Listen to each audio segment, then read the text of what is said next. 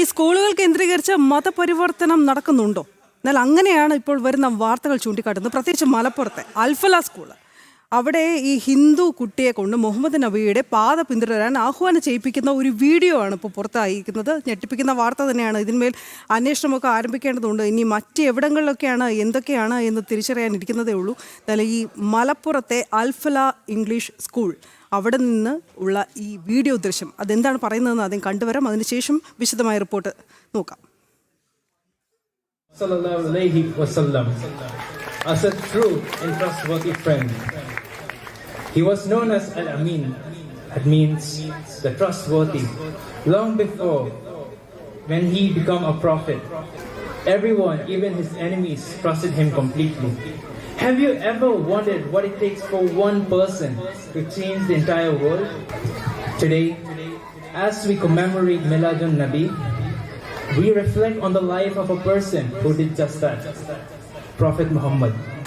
He not only transformed the society, but he set a path for all of humanity to follow.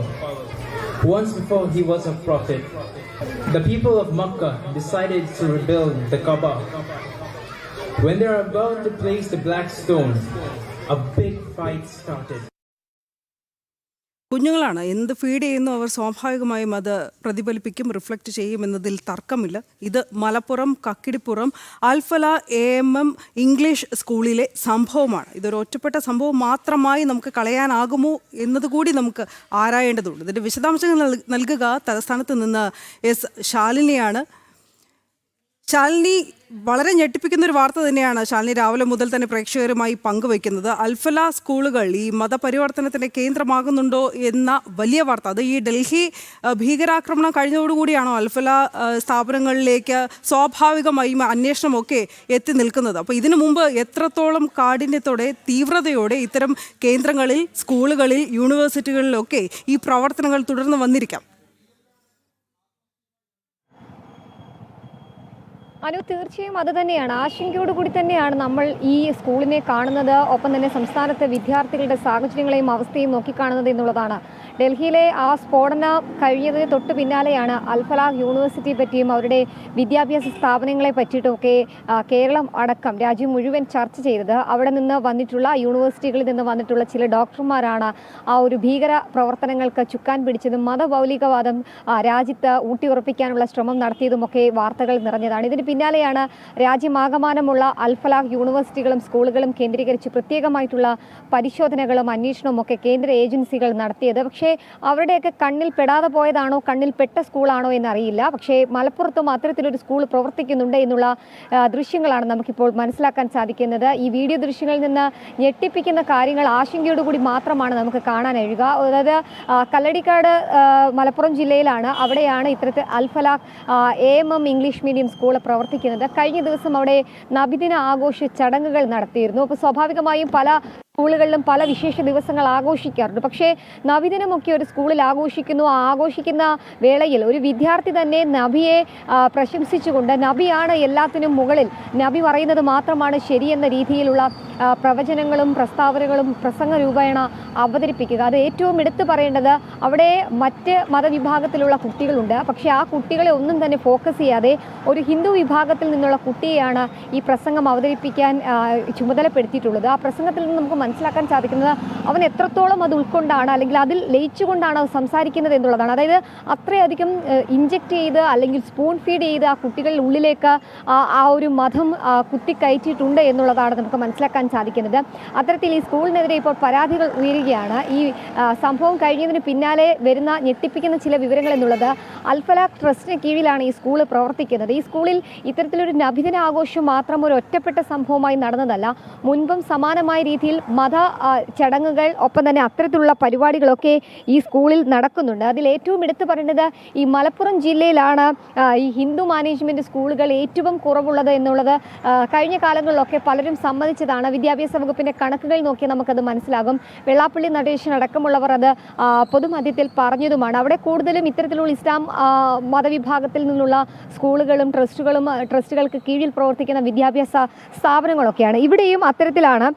ഇത്തരം സ്കൂളുകളുടെ അപര്യാപ്തത, അതായത് മറ്റ് വിഭാഗത്തിലുള്ള അല്ലെങ്കിൽ മറ്റ് ട്രസ്റ്റിന് കീഴിലോ അല്ലെങ്കിൽ മറ്റ് സർക്കാർ സ്കൂളുകളോ ഒക്കെ കുറവായതുകൊണ്ട് തന്നെ ഇത്തരം സ്കൂളുകളിലേക്ക് വിദ്യാർത്ഥികളെയും അല്ലെങ്കിൽ കുട്ടികളെ അയക്കേണ്ട ഒരു സാഹചര്യത്തിലേക്ക് മാതാപിതാക്കൾ എത്തുന്നുണ്ട്. അങ്ങനെ എത്തുന്ന വിദ്യാർത്ഥികളെ തെരഞ്ഞുപിടിച്ച് അവരുടെ ഉള്ളിലേക്ക് ഇത്തരത്തിൽ മതം കുത്തി നിറച്ച് അവരെ ഒരു സ്കൂൾ കാലഘട്ടം കഴിയുന്നതോടുകൂടി അവർ മറ്റൊരു മനുഷ്യനാക്കി മാറ്റുന്ന രീതിയിലേക്കുള്ള പ്രവർത്തനങ്ങളാണ് അവിടെ നടക്കുന്നത്. അതായത് അത്തരത്തിലുള്ള മതപഠനങ്ങൾ അവിടെ നടക്കുന്നുണ്ട് എന്നുള്ളതാണ് ഏറ്റവും ശ്രദ്ധേയമായിട്ടുള്ള കാര്യം. നമ്മൾ മനസ്സിലാക്കുന്നത് പ്രകാരം CBSE സ്കൂളാണ്. CBSE സ്കൂളിനപ്പുറത്ത് സ്വാഭാവികമായും എല്ലാ CBSE സ്കൂളുകൾക്കും ഒരു പാഠപുസ്തകം, അവരുടെ അജണ്ടകൾ, അവരുടെ എന്തൊക്കെയാണ് അവരുടെ പഠിപ്പിക്കേണ്ട പാഠ്യഭാഗങ്ങൾ എന്നൊക്കെയുണ്ട്. പക്ഷേ ഇവിടെ പാഠ്യഭാഗങ്ങൾക്കപ്പുറത്ത്, അതായത് ഭൗതിക പഠനത്തോടൊപ്പം തന്നെ സമസ്ത കേരള ഇസ്ലാം മത വിദ്യാഭ്യാസ ബോർഡിന് കീഴിലുള്ള സിലബസ് അല്ലെങ്കിൽ അവരുടെ മതപഠനം അത് കുട്ടികളുടെ മേൽ നിർബന്ധിതമായി, അതായത് ഒരു കുട്ടി പോലും ഇല്ലാതെ എല്ലാ കുട്ടികളും അത് കമ്പൾസറി ആയി പഠിച്ചിരിക്കണം എന്നുള്ള രീതിയിലേക്ക് കാര്യങ്ങൾ എത്തിക്കുന്നു. അങ്ങനെ ഈ കേരള ഇസ്ലാം മത വിദ്യാഭ്യാസ ബോർഡിന് കീഴിലുള്ള മതപഠനം കൂടി സമന്വയിപ്പിച്ചുള്ള പഠന രീതിയാണ് ഇത്തരത്തിൽ AMM ഇംഗ്ലീഷ് മീഡിയം സ്കൂൾ ഉൾപ്പെടെ ഈ അൽഫലാഖ് യൂണിവേഴ്സിറ്റിക്കും അൽഫലാഖ് ട്രസ്റ്റിനും കീഴിലുള്ള പല വിദ്യാഭ്യാസ സ്ഥാപനങ്ങളിലും നടക്കുന്നത്. അതുമാത്രമല്ല ഖുറാൻ, ഹദീസ്, പ്രാർത്ഥനകൾ എന്നിവ പ്രത്യേകമായി കുട്ടികളെ പഠിപ്പിക്കുകയാണ്, അവർക്ക് പരിശീലനം നൽകുകയാണ്.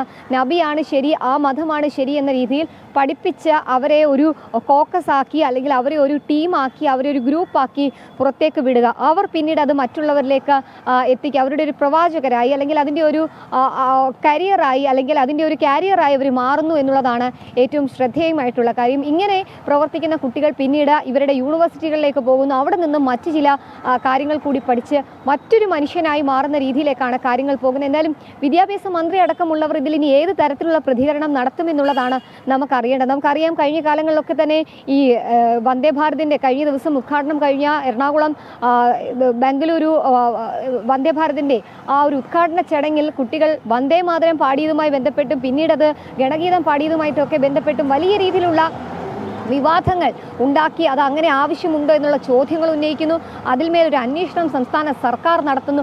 അവിടെയാണ് ആ ഒരു ചോദ്യം ഉയരുന്നത്. അതായത് ഇത്തരത്തിൽ മതം പഠിപ്പിക്കുന്ന മത തീവ്രവാദികളാക്കി മാറ്റാനായി ഒരു കൂട്ടം കുട്ടികളെ പഠിപ്പിച്ചെടുക്കുന്ന വിദ്യാഭ്യാസ സ്ഥാപനങ്ങൾക്കെതിരെ സർക്കാർ വിദ്യാഭ്യാസ വകുപ്പ് എന്ത് നടപടി സ്വീകരിക്കുമെന്നുള്ളതാണ് അറിയേണ്ടത്. മുൻകാലങ്ങളിലൊക്കെ വേദപഠനങ്ങൾ, സംസ്കൃതമൊക്കെ പഠിപ്പിക്കുന്ന സ്കൂളിനെതിരെ കടുത്ത വിമർശനം ഉന്നയിച്ച ഒരു വിഭാഗം CPMൻ്റെ മുതിർന്ന നേതാക്കന്മാരുണ്ട്. അവരൊക്കെ എന്തുകൊണ്ട് ഇത്തരത്തിലൊരു കാര്യത്തിൽ മിണ്ടുന്നില്ല? അതോ കണ്ടിട്ടും കാണാത്ത രീതിയിലുള്ള പ്രതികരണമാണോ അവരുടേത് എന്നുള്ളതാണ് കണ്ടറിയേണ്ടത്. എന്തായാലും തെരഞ്ഞെടുപ്പൊക്കെ അടുത്തിരിക്കുന്ന സാഹചര്യമാണ്. വല്ലതും പറഞ്ഞു കഴിഞ്ഞാൽ അത് മതത്തിൻ്റെ പേര് പറഞ്ഞുള്ള പ്രതികരണമായി അത് തെരഞ്ഞെടുപ്പിനെ ബാധിക്കുമോ എന്നൊക്കെയുള്ള ആശങ്ക ഒരു ഭാഗത്ത് ഇടത് സർക്കാരിനും ഇടത് പ്രതിനിധികൾക്കും ഒക്കെയുണ്ട്. അതാണോ ഇത്തരം സ്കൂളുകൾക്ക് ഇങ്ങനെ പ്രവർത്തിക്കാനുള്ള അധികാരം നൽകുന്നത് എന്നൊരു ചോദ്യം കൂടി ഘട്ടത്തിൽ ഉയരുന്നു. എന്തായാലും യാഥാർത്ഥ്യമാണ്, ആശങ്കയാണ്. വിദ്യാർത്ഥികൾക്ക് മാത്രമല്ല രക്ഷകർത്താക്കൾക്കും അധ്യാപക സംഘടനകൾ അടക്കമുള്ളവർ ഇന്ന് രാവിലെ ജനം TVയുടെ അടക്കം പ്രതികരിച്ച ദേശീയ അധ്യാപക പരിഷത്ത് പ്രതിനിധികൾ, ഹിന്ദു ഐക്യവേദി പ്രതിനിധികൾ അടക്കം പറഞ്ഞതുപോലെ ഒരാശങ്കയാണ്. അതിലുപരി എങ്ങനെയാണ് ഇനി വിദ്യാർത്ഥികളെ സ്കൂളിലേക്ക് അയക്കുന്നത് എന്നൊരു ആശങ്ക കൂടി വിദ്യാർത്ഥികളും രക്ഷകർത്താക്കളും ഒക്കെ പങ്കുവെക്കുകയും ചെയ്യുന്നുണ്ട്. എന്തായാലും അൽഫലാഖ് യൂണിവേഴ്സിറ്റിക്ക് സമാനമായ രീതിയിൽ സംസ്ഥാനത്തും അത്തരത്തിലുള്ള സ്കൂളുകൾ പ്രവർത്തിക്കുന്നുണ്ട് എന്നുള്ളതാണ് നമുക്ക് ഈ ദൃശ്യങ്ങളിൽ നിന്നും ഈ സ്കൂളിൻ്റെ പ്രവർത്തന രീതിയിൽ നിന്ന് മനസ്സിലാക്കാൻ സാധിക്കുന്നതാണ്. ശരി, ശാലിനി പറഞ്ഞപ്പോഴാണ് ഇനി വിദ്യാഭ്യാസ മന്ത്രിയുടെ പ്രതികരണം എപ്രകാരമായിരിക്കുമെന്ന് നോക്കാമെന്ന് ശാലിനി പറഞ്ഞപ്പോഴാണ് അധികം ദൂരമല്ലാതെ പിന്നിലോട്ടല്ലാത്ത മറ്റൊരു വാർത്ത ഓർമ്മ വരുന്നത്. എറണാകുളത്തെ ഒരു സ്കൂളിനോട് വിദ്യാഭ്യാസ മന്ത്രിയുടെ ഭീഷണി എത്തരത്തിലായിരുന്നുവെന്ന് നമ്മളിൽ പലരും മറന്നു കാണില്ല. ആ സ്കൂൾ ചെയ്തത് എന്താണ്? എല്ലാ വിദ്യാർത്ഥികളും ഒരുപോലെ യൂണിഫോം ഇട്ട് വരണമെന്ന് ആവശ്യപ്പെട്ടു. മറ്റൊന്നുമല്ല, അന്നത്തെ ഹിജാബ് വിവാദം തന്നെയാണ് പറയുന്നത്. അത് വെറുതെ വിവാദമാക്കി അതിനുശേഷം ആ സ്കൂളിലെ NOC വരെ റദ്ദാക്കുമെന്നൊക്കെ പറഞ്ഞ വിദ്യാഭ്യാസ മന്ത്രി ശരി ഈ ഒരു വിഷയത്തിൽ പ്രകാരമായിരിക്കും പ്രതികരണം നടത്തുക എന്ന് നമ്മൾ ഇനി കാത്തിരുന്ന് കാണുക തന്നെ. ശാലിനി പറഞ്ഞ പോലെ നമുക്ക് കാത്തിരിക്കാം.